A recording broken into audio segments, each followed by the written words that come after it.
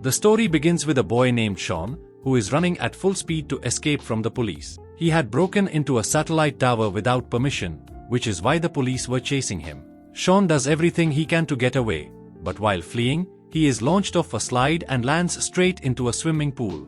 Moments later, the police arrive and finally catch him.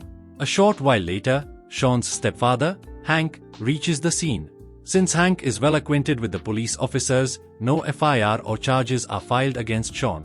One of the officers explains the entire incident to Hank, and Sean is eventually released. In reality, Hank is not Sean's biological father but his stepfather. That is why Sean hardly talks to him and always keeps his distance. As soon as they get home, Sean's mother scolds him severely. However, Sean ignores her and goes straight to his room. Once there, he takes out a piece of paper from his pocket that contains a series of mysterious codes. He tries to decipher them but fails to make any sense of them. The next day, Hank visits Sean's room. Although Sean is still upset with him, he explains that a few days earlier, he had picked up a strange radio signal. The same mysterious codes were being repeated over and over in the transmission. However, his radio was not powerful enough to receive the entire signal, which forced him to break into the satellite tower. After hearing this, Hank decides to help him. Together, they begin decoding the mysterious message. After a great deal of effort, they finally discover clues pointing to a secret island. Sean suddenly realizes that the signal was sent by none other than his grandfather, Alexander, who has been stranded on that mysterious island for the past 2 years. As they continue decoding the message, they uncover references to books written by 3 different authors. After examining the books, they realize that all 3 are somehow connected, but they cannot figure out exactly how. Then Hank comes up with a brilliant idea. He places the map pages from all 3 books on top of one another under a bright light. As soon as the maps overlap, they reveal an entirely new map that points directly to the mysterious island. Not only that, but it also provides the island's exact location. Seeing this, both of them are overjoyed. Sean immediately starts packing his bag. However, Hank stops him and says, "You can't just head off to such a dangerous place based on a mysterious message." Sean replies emotionally, "He's not just anyone, he's my grandfather, and I'm going to bring him back." Moved by Sean's determination and emotions, Hank finally agrees to accompany him on the journey. The next day both go out looking for that mysterious island. They reach one middle, where they have to rent a boat to go ahead. Sean shows a boat's location of the island, but he doesn't panically refuse. He says there's no island in that place, there's just terrible storm. Then there comes a pilot named Gobato and asks them where to go. As Sean shows him location, he gets ready to go there without much questions. After this, Gobato takes both to their helicopter. But by seeing the helicopter, Hench's senses fly, as he is extremely old and judgery. Meanwhile, Kelani, the daughter of Gobato from the helicopter, comes out. She is extremely beautiful, and when seeing him, Sean gets dressed on her at first glance. Kelani asks her father, "Who are these people?" On this, Sean shocks a little Rob, "I'm a scientist." Then he showcases Kelani the island's location and says he has to go to this mysterious island. Kelani asks $3,000 for this journey. Hank hesitates a little first, but seeing Sean's consciousness to save his grandfather, finally he gets ready too. After this, sitting in the 4 helicopters and flying to that mysterious island, Sean tries to be friends with Kelani on the way, but Kelani doesn't give her much emotions. Sadly, Sean gets good there. A few time later, a huge storm appears in front of them. Kelani tells her father to remove the helicopter from the other side, but Sean says that according to the map the same mysterious island exists between this storm. As they move forward, the storm becomes even more dangerous. There are fiercely circling around. All are worried seeing this. Hank asks Gobato to turn back the helicopter immediately, but Sean refuses to do that. This makes Henching angry and says, "I don't trust the stories of these books. If we stayed here, all will be killed." Gobato tries to turn the helicopter, but only then he knows that the helicopter's control has been responded. And then, a tremendous electricity from the sky falls on the helicopter. At the time of electricity, the helicopter loses its balance and falls directly into the sea.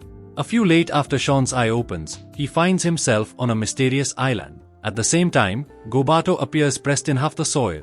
Seeing his condition, he feels his body has been cut off from between 2 parts. He's badly thinking. But then, Sean and Hank get him out of the soil. When Gobato sees his entire body is Salat, his life comes to life. After this, Sean looks carefully and says the entire island. This island isn't exactly as described in books. Then Hank asks everyone to collect their scattered goods. Meanwhile, Sean starts to find a way to get out. Shortly after he appears a cave. He happily sounds everyone, saying, "I found a way to get out of here." After that everyone goes out of that cave. But as they reach out, all are surprised to see the front look. A very beautiful and unique island was spread in front of them. Then they see huge-sized butterflies flying. Seeing them, Gobato says in joke, "It seems that this island has made us smaller." At the same time the loud roar of elephant from behind them is heard. All turns back frightening, but there stands a little elephant. Hank takes him comfortably into his lap. Actually, the most unique thing in this mysterious island was that the big things were smaller here and the small things were hugely shaped. Then Sean's look is on Smoke, getting away. He thinks there could be a person there, so he seems to go in the same direction. But Kehlani stops her, saying, "I and my dad won't go with you. We'll try to call back to the beach and call help."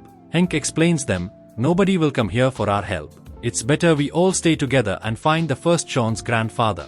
If they found, they can send signals for help with their radio." Hank looks right and then they all get out in search of Alexander together. On the way, they are going through above things like huge rocks. Then suddenly Hank's leg is scared in them. When looking carefully they discover they're not rocks, but huge eggs. Looking at such big eggs all are surprised. Then Kehlani says in joke, "If the eggs are so big, think, how big will their mother be?"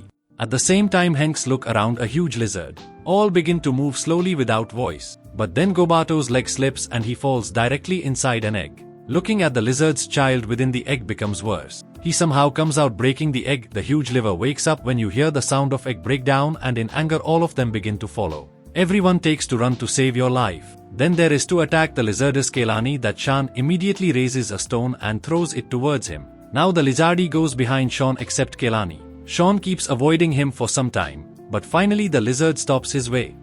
Hank is angry and punching the lizardly, but this makes the lizardess even more dangerous and scandalous to attack them all. Then suddenly their Sean's grandfather Alexander reaches there. They have already laid a mesh, in which the lizard becomes unconscious. After about 2 years, Sean becomes extremely happy to see his grandfather and racing them. After this, he meets his grandfather with all his associates. Hank says, giving his introduction, "I'm Sean's stepfather, and I decoded your scent code." Listening this, Alexander pulls Hank's skull and says, "Good, maybe that's why it took so long for you to get here." By saying that, they begin to tease by saying Hank in joking and Tank. After this, Alexander shows everyone their great tree house. That tree house is no less than a modern house. There is bathroom, lift and almost every facility needed. During this time, Kehlani's look is on the radio kept there. She says excitedly, "If this radio works, we can send signals for help from it." But Alexander explains that doing this isn't that easy. It is important to go above the right satellite to send the signal, and for that they have to wait for about 2 weeks. Hearing this, Kehlani asks, "Do we have to stay trapped here for so long?" Then Hank comes from behind and says Sean in a joke, "If the girl has to impress, I teach you some tricks." In so much, Gobato reaches there and begins to throw berry at the chest of Hench, making everyone laugh out loud. On moving a little far away, he appears a fantastic but Viran palace. When they reach him, they discover it's no ordinary palace, but a lost city of Atlantis submerged into the sea thousands of years ago. All our riots see this. Alexander emotionally explains that his dream was to find this city with his son. But luck was just something else. So he had decided that one day they would find it with their grandchildren Sean. And today that dream was finally completed. Then Hank tastes the water there and immediately understands that under this island, again, has begun to move. He says to Alexander, "I think this entire island is going to sink into the sea very soon." Alexander responds to this, "I've already checked it. This island will definitely sink, but not now, but almost 14 years later." But Hank says, "Water is ragging from the walls of these rocks. That means that the whole island is going to sink in the sea very soon." It's all annoying to hear. Then Sean says, "There's only one way out of now, and that's Captain Nemo's submarine. He had hidden him somewhere on this island. If we find him, you can get out of here safely." Hank asks on this, "But where will we get that submarine?" Then Alexander explains that the answer will be to Captain Nemo's Samadhi, as a book of his book was also buried with his Samadhi, with complete submarine information. After that, all Captain Nemo reaches the Solemname. The way to get inside the Samadhi was very narrow, so only Kehlani could go inside. Kehlani gradually reaches inside and picks up his book laid near Nemo's skeleton. But as soon as that book picks up, the entire island starts to move out loud. That time comes out. After this, Alexander read that book and find out the location of the submarine. But that place was quite far from there. grandfather tells that there are two ways to get there. The first way is long but safe, while the second way is small, but extremely dangerous. Even after so much, everyone choose the shortcut way and get out of dangers, a trip full of dangers. They see many bizarre things along the way, but they keep moving forward without paying attention to someone. After walking some distance, they have to cross a river. Then again the whole island begins to move. All are nervous, but keep moving without stop. Then they see ash flying from the volcano. But when they see him in hand, it turns out that he's not ash, but gold dust. A little far away they see the full mountain of gold. Sean excitedly says, "Let's see it closely." But Hank stops him, saying, "If we fell into greed, then sink into the sea along with this island." After that, all people keep moving forward. Then a huge mountain comes in front of them, but no way to climb it. Then an idea comes in Alexander's mind. They go inside the forest and return back after some time at a huge bee. All are surprised to see them. Grandfather asks everyone to sit on bees. Hank refuses first, but when Sean and Kehlani sit on the second bee, finally Hank and Gobato also dare and get rid of bees. For some time, everyone enjoy this unique ride. Then suddenly a bird beats above Gobato, which makes everyone laugh.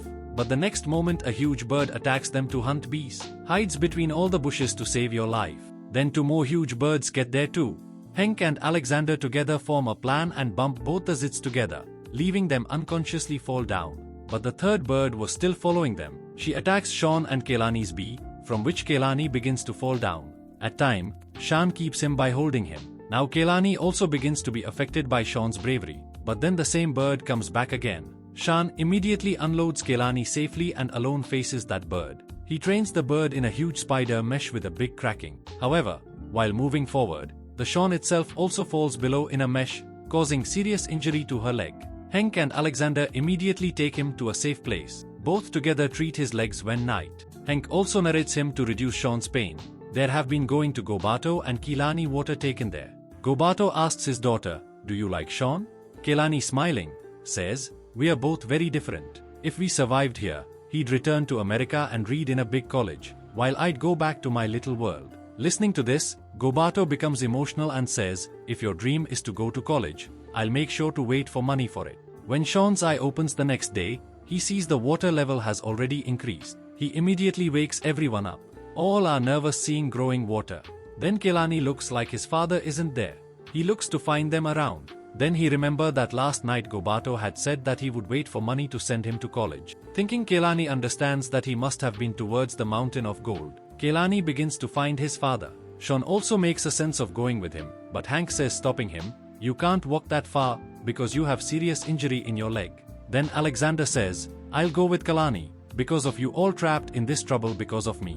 After this, Alexander and Kehlani go to find Gobato. While looking for Sean and Hank's submarine move towards the beach. In the range, Gobato reaches the mountain of gold. Suddenly his leg blows in a bush and he falls down. Then his look goes to a huge gold stone in front of. Looking at her, she says happily, "Now my daughter can go to college." After this he begins to remove the soil around him to remove that gold rock. Sean and Hank reach the beach here, but they don't see submarines anywhere. Seeing this, Sean gets disappointed and thinks they will never get out of here now. But then only then the look of Hank falls on an iron ladder made in the water. He immediately understands that the submersible is hidden underwater. Hank says to Sean, "The sea water has come about 100 feet up over the last 24 hours. So the submersible is completely submerged in water." Then comes a fantastic idea into Hank's mind. He says that from the stuff they have they can make temporary oxygen tanks and get into the water with their help and reach the submarine. In a short time Hank prepares the oxygen tank and both leap into the sea. On the way, Gobato was still engaged in extracting gold rocks. Then Alexander and Kehlani get there and ask him to walk from there immediately. But Gobato says, "I'll never have a better chance of giving you a good life." On this, Kehlani says, "I don't need to reside. The most precious thing for me are you." Listening to this of his daughter, Gobato's greed ends and he walks from there with both of them. But after some went away, they wandered away, because Alexander's compass had stopped working. Here Sean and Hank reach the submarine and try to open his door. Then a huge electric eel attacks them. They both somehow avoid him. When the eel comes to attack again, they enter inside the submarine door. As soon as you reach inside, the Sean water extracting system turns out and in a short time all of the submersible water gets out. Now both breathe relief. Alexander was still trying to find the way. Then they remember that spiders always make their mesh towards the south direction. With the help of this, they find the right direction. At the same time, Sean and Hank try to start submarine, but he is not a start. If both the engines open and see, it turns out that due to being closed for many years, its battery has completely finished. Then another idea comes in Hank's mind. He says, if we use this electric eel current, then can start the submarine again. After this, he begins to move out in an iron rod. Then Sean says emotionally, go back soon, because I don't want to lose you. Hank smiles and says, I promised your mother before I came here that I'd take you the right home. Hank goes out so much. Alexander, Gobato and Kehlani also reach the beach, but Sean and Hank do not appear anywhere. At the same time, the land begins to shrink loudly and the entire island starts to sink into the sea. Alexander panics, says, if they don't come back quickly, none of us will survive. Here Hench attracts the electric eel by voicing the iron rod, while the flashlight from inside the sea submersible pulls it towards him. As the eel comes to pass, the Hench iron rod hits his body. The fast current of the eel reaches the submarine through the wire and the submarine starts with the same shock. At the same time, Alexander, Gobato and Kehlani fall into the sea with rocks. The three try to save themselves by holding each other's hands. Then, with Sean and Henke's submarine reach there and pull all three inside safely. All breathe relief and get out of there immediately. But the mountain of huge rocks stood in front of them. The responsibility of running Hench submersible gives to Gobato and tells Sean, pressing this button at my gesture. After this, he prepares the missile in the submarine. As the Sean button presses, the missile hits straight front rock and breaks it. Now the submersible get out of the broken path safely. All hangs with joy. Kehlani smile and tells Sean thanks for this fantastic adventure. Hank says in joke to Sean, please now. But Sean can say something, what Kehlani does him before that. After that, all safely come out of that mysterious island. Then the story goes forward 6 months. Now Gobato makes tourists visit the sea with the help of the same submarine and becomes the most famous pilot in the entire area. Kehlani comes to congratulate him on Sean's birthday. Then Alexander also arrives there. Seeing them, Sean runs and hugs them. As a birthday gift, Alexander gives him a book called From the Earth to the Moon. Here this exciting story ends.